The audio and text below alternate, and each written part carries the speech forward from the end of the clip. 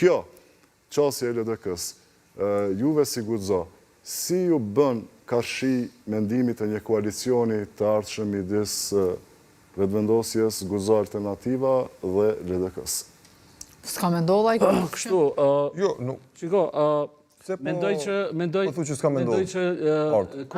ne si Kosovë, kjo është pyetje shumë me interes, dhe më thonë edhe për qytetarët, po edhe për zhvillimit politike, mendoj se ne si Kosovë nuk duhet të krijojmë kështu mbyllje apo vijat kuqe me njëri tjetrin, dhe mendoj që kjo qasja e LDK-s është për të çuditur, ata nuk duan t'jenë me vetëvendosje në pushtet, por nuk duan t'jenë edhe me opozitën bashkë. Ka disa individ, Zoti Abdyli, ka disa individ brenda LDK-s që thonë ne s'do të kemi vijat kuqe as me vetëvendosje. Sepse partitë për çfarë qëllimi ekzistojnë për të marrë pushtet. Domethënë vetë qëllimi i organizimit partijak është i tillë. Dhe mendoj që kjo qasje e tyre është edhe bllokuese, nuk është shtet formuese në kuptimin e traditës që ka pas LDK-ja, që ka ditë LDK-ja dhe kur i ka pas ndoshta 45 deputet, ka ditë që t'ja jep edhe postin dikujt tjetër vetëm për mos t'i bllokuar institucionet, ndërsa tani këta e bllokojnë veten. Dhe mendoj që kjo çësje e tyre është gabim. Unë mendoj që çësja është përjashtu shkaku që ka dhe një presje në qëndrimin e tyre të fundit, spaku që e kanë bërë publik, por vetëm me kushtin e kryeministrit dhe që të kemi një qeveri. Jo, atë kanë dhe me partitë opozitare.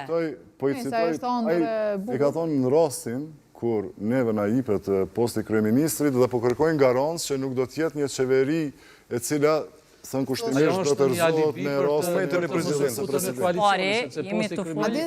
Adim pse LDK-ja ka këtë pozicion. Shumë i rëthe do thot, edhe atëherë kur i ka pas 25, ja ka dhënë kryeministrin një parti shumë të vogël me 5-6 deputet. Do thot, unë mendoj që LDK-ja ka humbur besueshmërinë si me opozitën, si me lëvizjen vetëvendosje.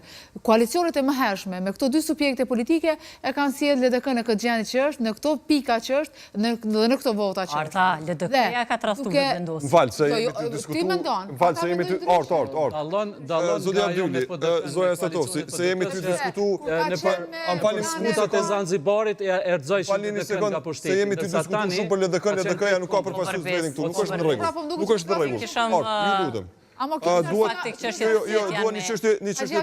Ndëgjova më shumë me drejtë. Po zot flasim për LDK-n me qenë se LDK-n se kemi sot. Ka dhe diçka, guxo ka dal nga LDK-ja, detyrimisht po më shumë merrem me guxon mbase se sa me LDK-n.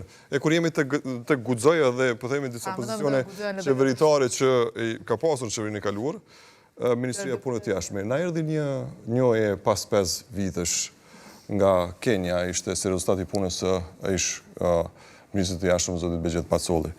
Por ajo që bëri përshtypje ishte, po themi, një status në Facebook i Ministrës së Punëve të Jashtme, e cila nuk e përmend fare këtë merit ta quaj të Zotit Pacolli për këtë njohje. Flet për një takim që kishin pasur kohë më parë në Kenya bashkë